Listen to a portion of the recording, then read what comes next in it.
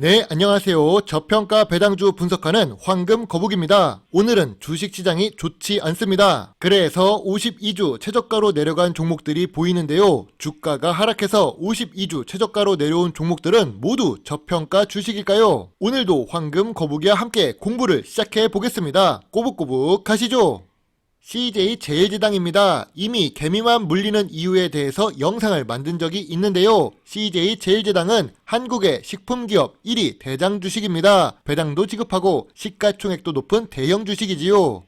지난 영상에서도 설명했지만 사람은 살면서 의식주가 해결돼야 합니다. 그러니 식품 사업은 브랜드 관리와 식품 관리만 잘 된다면 계속 유지되는 사업 중 하나인데요. 남양처럼 문제가 발생하거나 김치파동 같은 식품 자체에 문제가 없다면 고정적인 매출을 기록할 수 있는 산업이 바로 식품 사업입니다. CJ제일제당의 재무제표를 보면 매년 매출액이 증가하는 것을 알 수 있습니다. 물가가 상승하는 만큼 소비자에게 가격 상승으로 전가되었다고 생각됩니다. 5년 동안 영업이익률도 비슷하게 유지되고 있으니까요. 안정적으로 ROE를 기록해야 하는데 그 변동성이 조금 높은 편입니다. 그래도 10% 이상 유지되는 모습이 나오고 있어서 다행입니다. 다만 CJ제일제당은 부채 비율이 100%를 초과하는데요. 황금거북이의 엄격한 투자 기준 중 하나인 부채 비율, 그래도 다행인 부분은 유보율이 높아서 재무 안정성이 이 정도면 보통 수준이라고 할 수 있습니다.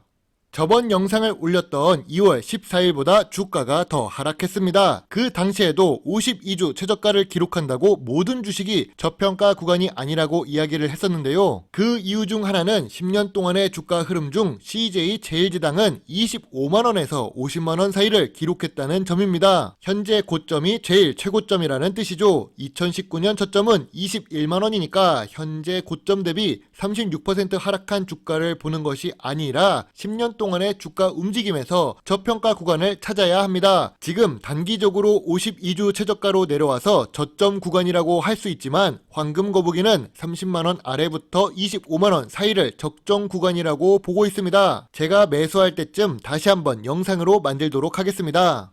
다음 종목도 52주 최저가를 기록하는 한국가스공사입니다. 이름에 공사가 붙어 있으니 대한민국 정부가 지분을 보유한 주식 중 하나입니다. 강원랜드나 기업은행 같은 주식이라고 생각하시면 편합니다. 천연가스와 관련되어 있고 배당도 지급하며 시가총액이 높은 대형 주식이지요.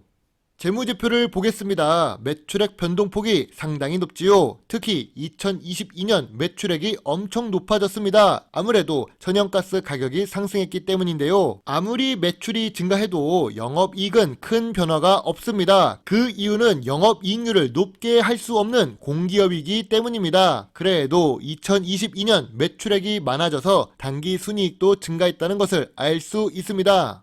최근 ROE가 높아졌습니다. 하지만 그 전에는 ROE가 높지 않았지요. 이 ROE를 보면 변동성이 높다는 것을 알 수 있습니다. 즉 한국가스공사에 투자를 할 땐 리스크가 높아진다는 것을 의미합니다. 부채 비율도 제가 그동안 올렸던 종목들에 비해 높다는 것을 알 수 있습니다. 2022년에는 부채 비율이 더 증가했는데요. 정부 정책과 연관되어 있는 공기업이기 때문에 천연가스 가격이 오른다고 모든 것을 반영시켜서 가격 상승을 시킬 수도 없습니다. 하지만 가격을 올린다면 욕은 욕대로 먹는 것이 공기업의 숙명이지요.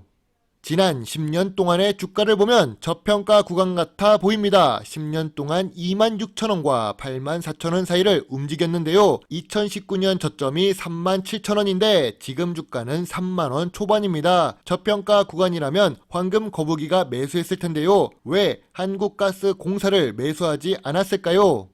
황금거북이가 한국가스공사를 매수하지 않은 이유 중 큰 이유가 바로 여기에 있습니다. 저 PBR 주식이라서 자산도 많고 전쟁이 끝나지 않아서 가스 가격은 여전히 높은 상태를 유지할 것 같지만 한국가스공사는 이름 뒤에 공사가 붙어있는 공기업입니다. 지분을 많이 갖고 있는 국가에 따라 국가 정책을 따라야 하지요. 일반 사기업과 다르게 행동 제약이 많다는 뜻입니다. 좋은 예를 들어서 한국전력이 적자를 기록하는 것과 비슷합니다. 아무튼 한국은 자원이 없습니다. 다른 나라에서 쏟아져 나오는 석유도 없고 구리도 없고 세일가스도 없고 천연가스도 없습니다. 이 말은 한국가스공사가 주도적으로 가격을 움직이는 것이 아닌 세계 경제 상황에 따라 가격 변동이 있다는 뜻입니다. 기업 개요에서도 해외의 천연가스 생산지로부터 LNG를 도입해서 배분합니다. 이 말을 정리해 본다면 유통회사라는 뜻이죠.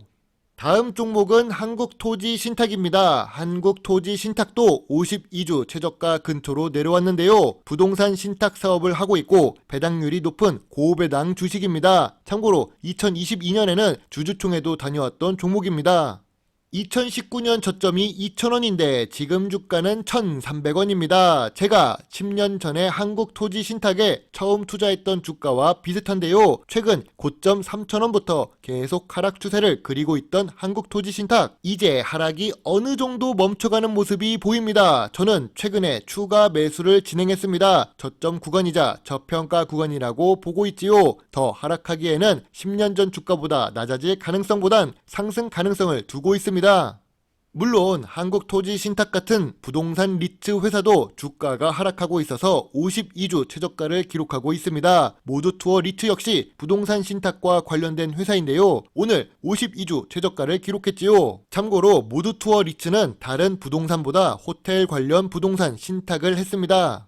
전염병의 발생으로 호텔 사업은 더 큰 타격을 받게 되었지요. 그리고 이제 국내 여행보단 해외 여행을 가는 수요가 높아지고 있습니다. 전염병으로 불편할 때나 제주도를 가고 국내 여행을 갔지 기회가 된다면 해외에 나가는 사람들이 바로 우리나라 사람입니다. 해외 여행이 증가하면서 모두투어 리츠의 사업 전망도 불투명해지고 있지요.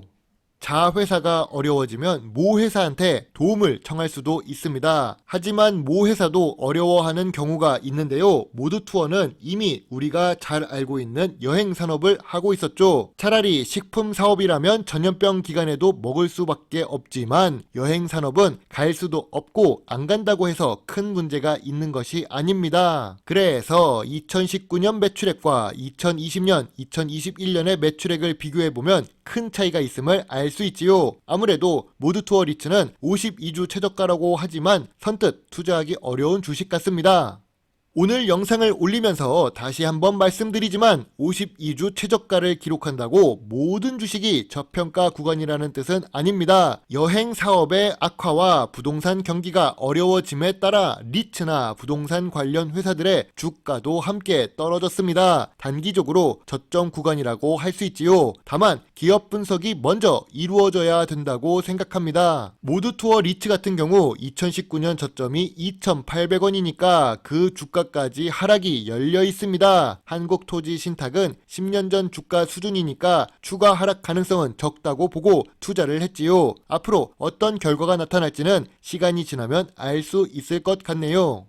이렇게 시장이 좋지 않을 땐 주식시장을 보지 않으셔도 됩니다. 매일 HTS, MTS를 키고 본다고 우리가 투자한 주식이 10원 더 올라가는 것도 아닙니다. 오히려 우리의 마음만 심란해지게 만드는데요. 좋지 않은 시장에서는 무리하게 투자할 필요가 없습니다. 오늘 영상을 보시고 여러분의 생각을 답글로 많이 달아주세요. 제 영상을 보시고 조금이라도 주식 공부에 도움이 되셨으면 좋겠네요. 저는 언제나 여러분과의 소통을 기다리고 있습니다. 물론 투자의 책임은 매수, 매도 단추를 누른 본인에게 있다는 것을 잊지 말아 주세요. 배당주 주식 유튜버 황금 거북입니다. 감사합니다.